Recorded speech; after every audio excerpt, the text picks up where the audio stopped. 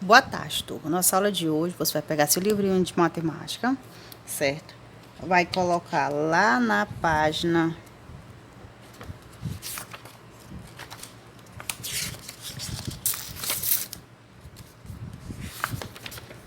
Lá na página 86, que fala sobre a propriedade dos triângulos isósceles. Então, vamos lá. O que é um triângulo isósceles? Vamos lá para a definição. O triângulo isósceles é um triângulo que possui dois lados iguais e um diferente. Esse lado diferente ele é chamado de base. Então, o lado diferente do triângulo isósceles é chamado de base, certo? Então, o triângulo isósceles é triângulo que eu tenho dois lados iguais e um lado diferente chamado de base.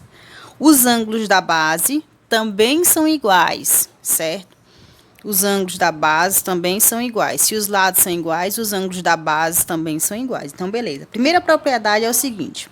Do triângulo isósceles, a mediana, a altura relativa à base e a bissetriz, todas se coincidem. Todas têm a mesma coincidência. Estão na mesma posição, certo? Vamos lá. O que é a bissetriz? A bissetriz é a reta que divide o ângulo bem no meio. Então, se passou a bissetriz, se aqui é 30, aqui vai ser quanto? 30, certo? Se passou a mediana, o que é a mediana? É uma semi-reta que divide o lado bem no meio também. Só que, se o lado fosse 10, ficava 5 para um lado e 5 para o outro. E a altura? É uma reta relativa formando o ângulo de 90 graus. Então, a primeira propriedade diz isso.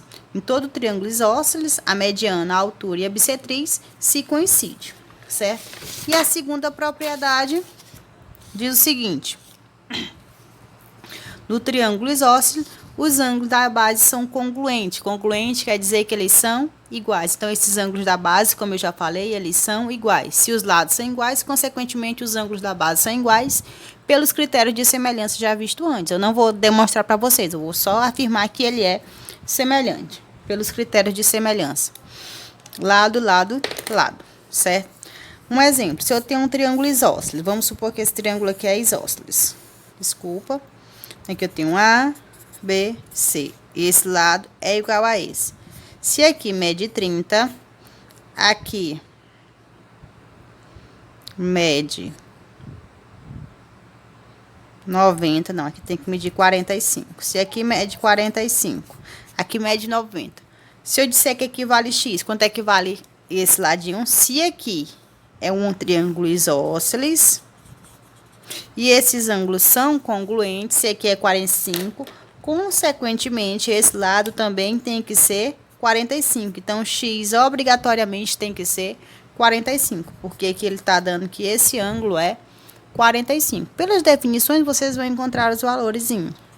Vamos supor aqui que eu tenho aqui, deixa eu ver, 50, X e Y. Aqui eu tenho A, B e C. Eu digo que AB é congruente a AC. Então, eu tenho que esse lado AB é congruente a AC. Se aqui é 50, aqui, consequentemente, tem que ser quanto? 50, porque são triângulos isósceles e os ângulos da base são iguais. Então, se esse lado mede 50, aqui, consequentemente, também tem que medir quanto? 50, certo? E o Y, professor? Simples assim. A soma dos três ângulos tem que dar 180. Se tu tem 50 mais 50, 100. Para 180, falta quanto? 80. Então, teu Y vai ser 80. As questões são desta forma, certo? Agora, a gente vai fazer a atividadezinha. Vocês façam a leitura do livro e depois tentar fazer a atividade. Até a próxima aula.